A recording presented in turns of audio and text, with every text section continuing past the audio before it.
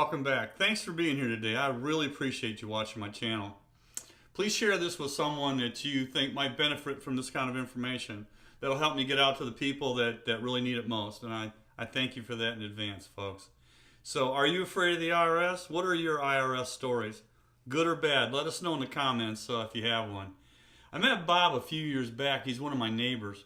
He's a single operator contractor also. So as you can imagine, we hit it off immediately. We had a lot to talk about, as you can imagine. I didn't teach Bob his way of doing business, but he operates his business just like a contractorpreneur. He gets it for sure. He's a very successful guy. We got to talking, and he asked me, how do I tell my students about the ins and outs of dealing with the IRS and CPAs or certified public accountants? I just kind of went, I haven't.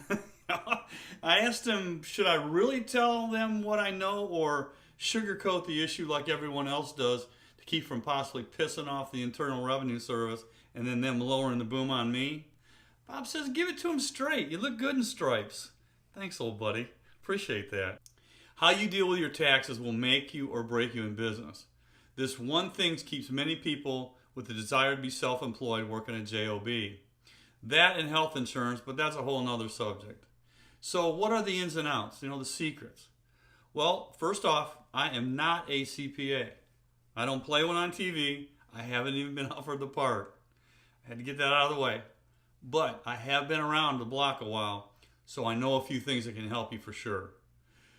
Work hard to find a CPA that you trust, and it may not work out the first time. If not, keep working. You'll find the right one. I've had the same CPA for 22 years, but I went through 4 before I found him. He worked directly for the IRS and collections, and he knows what they're looking for. He told me when we met, being scared of the IRS is ludicrous. He went on, they're not going to hunt you down and put you under the jail, even if you fudge a little bit on your claims and deductions. I'm listening, I told him. Now, you can't get crazy with it, but please trust me here. They have all that covered. They have in their system already set up figuring everyone's going to fudge their numbers anyway. They simply do not have the manpower to scrutinize every single tax filer, period. Yes, they use computers to scan them, but the computers catch the idiots, and you're not an idiot. My good buddy Jimmy has a saying, pigs get fat, hogs get slaughtered. Meaning in this case that the more someone fudges with the IRS, the more they try to get away with. Sure, no one likes paying taxes. However, be proud that your taxes keep the roads decent. Of course, unless you're from Michigan or Louisiana in the USA. Be proud that you can safely cross the bridges that your taxes pay to maintain. Be proud that you can read this or listen to this because your parents paid school taxes. And taxes are not all bad. Still, we want to minimize the cost if at all possible. I'm sure you're with me on this. Remember that as a business person, you are entitled to many deductions against the income of your business. Your cost of doing business, gas, materials, uniforms, phone, tires for your service vehicle, tools, and this list goes on and on. They're all tax deductible against the total business income. My CPA said it's human nature to let your business pay for some gas in your wife's car or add a little bit of materials to your Home Depot card that maybe wasn't for your home, that isn't business related. I'm listening, I said again. Remember what I said earlier. The IRS is no dummy. They expect this and they have their tails covered because they cannot possibly cover all the bases. There are way too many people to keep up with. So they plan ahead for it and assume you're fudging a little bit anyway. What it boils down to is this. When you're a corporate worker, the IRS has you by the shorts.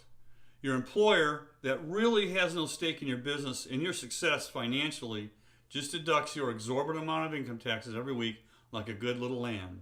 As a business owner, you have more control. You can sit down with your CPA and plan for your tax burden. There are things you can do to plan for taxes that actually minimize the amount of taxes that you need to pay and are designed by the IRS to help you.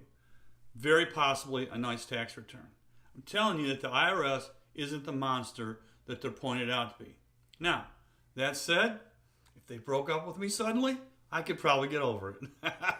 But don't think you can fudge exorbitantly and not run into trouble with them, though. The idiots think, well, I got away with this, let me try more. And they continue to get more and more greedy. Again, human nature.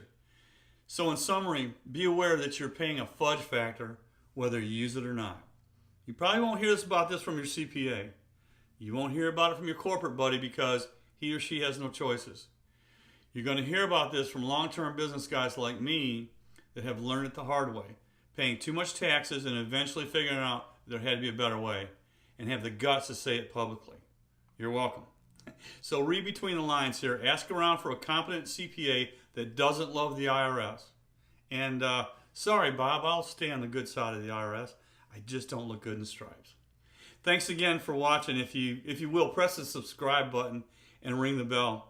That way, every time I get a bright idea to share with you, I'll keep this information coming at you regularly. Thanks for that greatly. I'll see you next week.